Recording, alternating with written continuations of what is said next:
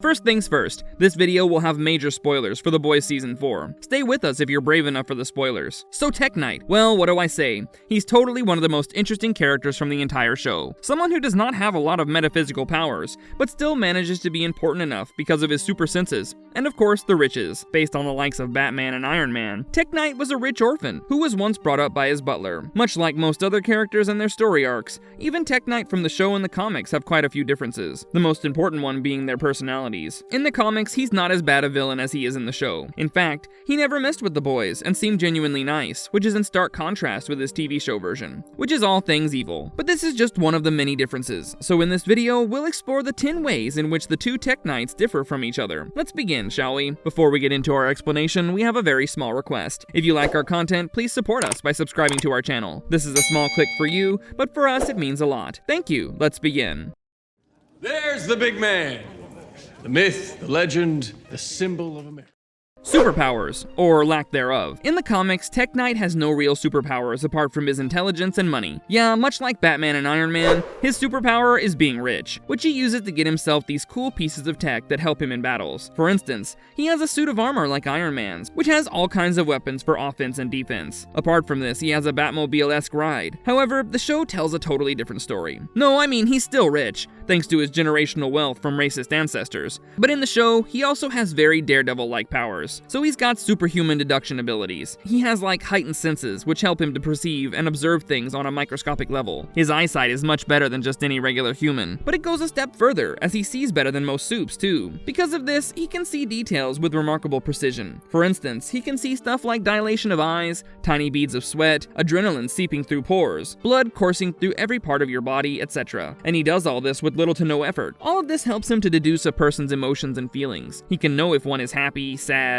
agitated, lying, or telling the truth, which is how he found out the truth about Sam's escape from the woods and Marie Moreau's apparent fight against Golden Boy. Then there's his superhuman hearing, which he can use to hear someone's heartbeat. He basically serves as a living, breathing lie detector. Equally powerful are his olfactory senses. Much like Homelander can recognize people by their smell, Tek Knight can smell a lot of stuff. Even Kate Dunlap's odor on Andre Anderson's lips, and Indira Shetty's ovulation. He also displayed his superhuman touch in episode 6. So yeah, the show's version of Tek Knight is pretty geared up to counter Batman as the world's greatest detective, just that the soup is a sick man, unlike the Caped Crusader. Who is that? That's my last sidekick. Relationship with Ladio. So, Ladio and Tek Knight have a very strained relationship in both the comics and the show. But first, who is Ladio? Well, he's pretty much based on the Batman sidekicks like Nightwing and Robin. Just that all the nasty and dirty things people say about Batman and his sidekicks are actually true when it comes to Tek Knight and his sidekicks. Tek Knight literally hires them after a bunch of tests and auditions. In the comics, the first sidekick was Ladio, who later took the name Swingwing after a fallout with the soup. The two of them shared a cordial relationship, but went separate ways after falling in love with the same woman. As Swingwing, the young soup was promoted as a gay man, while he was secretly homophobic. When another gay man named Steven Rubenstein confided his feelings for Swingwing, the latter chastised him. Both were on a roof, and Steven was so distraught that he accidentally fell to his death, which made Swingwing indirectly responsible for Steven's death. Later, Billy and Huey confront him, and he tells the entire story after a bit of intimidation. Billy lets him go after making a deal with him, but he'd secretly messed with Swingwing's jetpack, which went haywire while he was flying over the sea, only to fall down and be crushed by a Staten Island ferry. On the other hand, Ladio from the boys had a falling out with Tek Knight after the former lied to him, or at least that's what the soup told Huey, when he arrived at the mansion as Webweaver. So this Ladio could not escape his mentor as he had been captured, chained, and gagged. Ladio tries to warn Huey about the mess he's getting into, but to no avail. Sexual orientation and homophobia. You see, Tek Knight from the comics had a pretty serious case of homophobia. He just couldn't stand gay people, and it continued for quite a while. However, the show's version of Tek Knight was pretty much bisexual, and didn't have any problems doing all the extreme stuff with men. He had Ashley as a long-term partner, and the two of them often shared a good time. When Huey comes in as Webweaver, he asks him to strip, sit on a cake, and fart, while he asphyxiates himself on a metal noose. Then comes Ashley, who pretty much goes berserk on Huey, while Tek Knight enjoys the show. After he senses that that something is fishy about the Spider-Man spoof, he sends Ashley upstairs to replenish her fluids while he confronts the bonded man. Tek Knight shows no signs of not liking a nasty spell of sex with another man. I mean, Ladio was living proof of that, but even if you want to ignore it, Tek Knight himself shows disappointment at how all humans have the same holes, and it's just not as fun. He kinda enjoys carving new holes in people, and likes making love to these new holes. Now that's disturbingly wild and sickening. Having said that, Tek Knight did spiral down and start having sex with just about anything with a hole, including a man's ear hole, as we'll see later.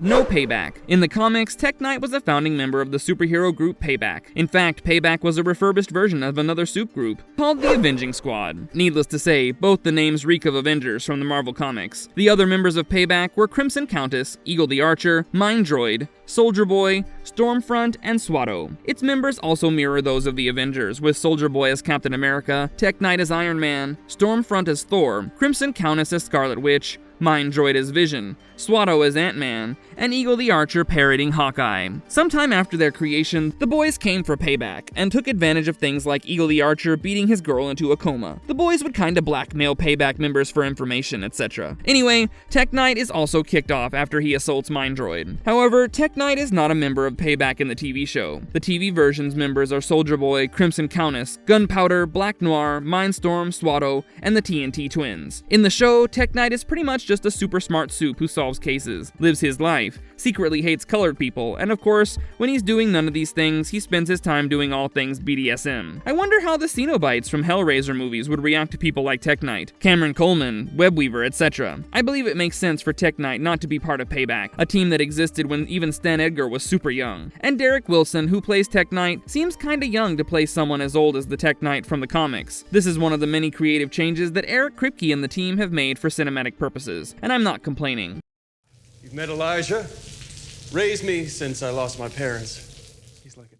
Thomas versus Elijah. In the comics, Tek Knight's butler is called Thomas. He served Tek Knight's family for almost 4 decades, before he quit. But in all these years, he did his best as Tek Knight's confidant and legal guardian, after the death of the latter's parents. Much like Alfred Pennyworth from DC, Thomas stood by Tek Knight while he did the superhero things. But unlike Alfred, who was a good man and corrected Bruce from time to time, Thomas didn't do much about making Tek Knight a better man. In the 8th issue of the Boys comics, Thomas was sexually assaulted by his master. The depraved and unhinged Soup noticed the hole in Thomas' left ear, and in a moment of passion, he went on to assault it. It was so bad that Thomas struggled with hearing for a few days after the incident. Of course, this was the final nail in the coffin, and Thomas pretty much quit his role as Knight's butler. Tek Knight pleaded for him to stay, but Thomas was just done and abandoned his former ward and master. In the show, however, the butler is named Elijah. Here as well, Elijah supported his master with all the depraved things you can think of, but never left his side. He cleaned his fluids, set up all the sex dungeon things, and welcomed the people Tek Knight would sleep with. However, things went too far for Elijah when he learned that Tek Knight was planning to use his chain of prisons as a concentration camp for Homelander's dissidents. So he killed Tek Knight while he was incapacitated by Kimiko, Starlight, and Huey. In fact, he even promised to stage the whole thing as an accident so the boys don't fall into trouble.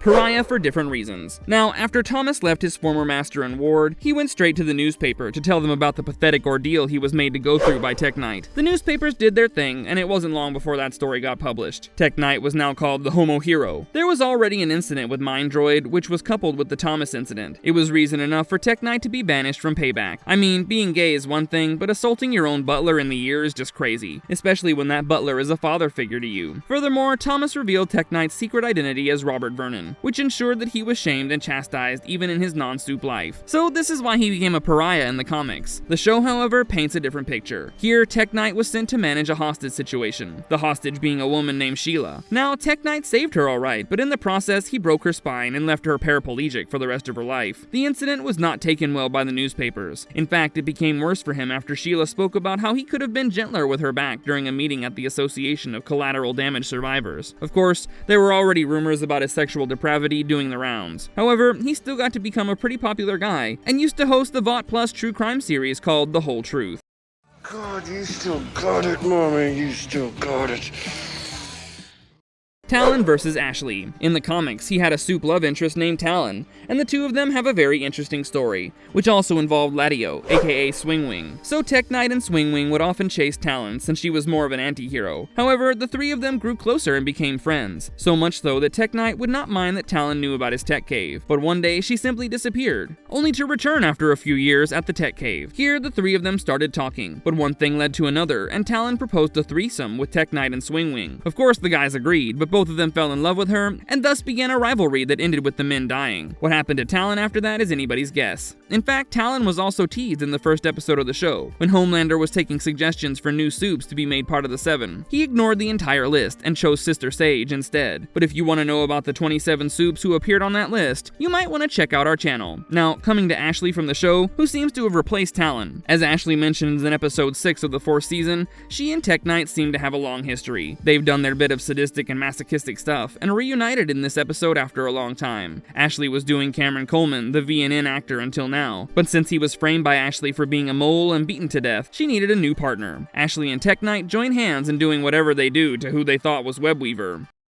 Had no prospects of joining the 7. In the comics, after he developed the tumor, he also developed this undying pull towards having sex with just about anything that had a hole, be it living beings or inanimate objects. Now, Swingwing got to know about this and informed the 7 about it, following which it became impossible for him to join the team. Of course, he did this only because he was annoyed by the whole ordeal involving Talon, and the two of them. Now, although Elijah seemingly kills Tek Knight in the show, there was nothing apart from Homelander that could stop Tek Knight from becoming part of the 7. I mean, it's not like his depravity was public. In fact, his name also appeared on the list of prospective soups that Ashley tries to share with Homelander. Death. I have already discussed how Tek Knight dies in the show, but the comics tell a pretty fascinating tale. Here, he dies an honorable death by making love to this giant asteroid that was on a collision course with Earth. The ejaculation was so supermassive that the asteroid exploded, but the resultant explosion caused Tek Knight's death. But there's a small twist. This was all going on in his head. There was no asteroid, and no heroics were involved. In reality, a wheelbarrow struck him and he died. Everything else was simply hallucinations. No TV shows. So in the comics, Tek Knight doesn't star in any TV shows or movies, and that part is solely reserved for his TV show version. In fact, the comics didn't really get into the whole entertainment genre vis-a-vis the soups. So that's that. So these were the 10 most fascinating differences between Tek Knight from the show and comics. Needless to say, Tek Knight is one of the most interesting characters from the show, and the fact that Derek Wilson plays him makes the character even more appealing. He's totally one of those bad guys we love to hate. I hope you found the video informative. If so, do stick around with us. And if you liked our content, don't forget to leave a like and subscribe to us if you haven't already. Have a good one and be safe. Thanks, everyone.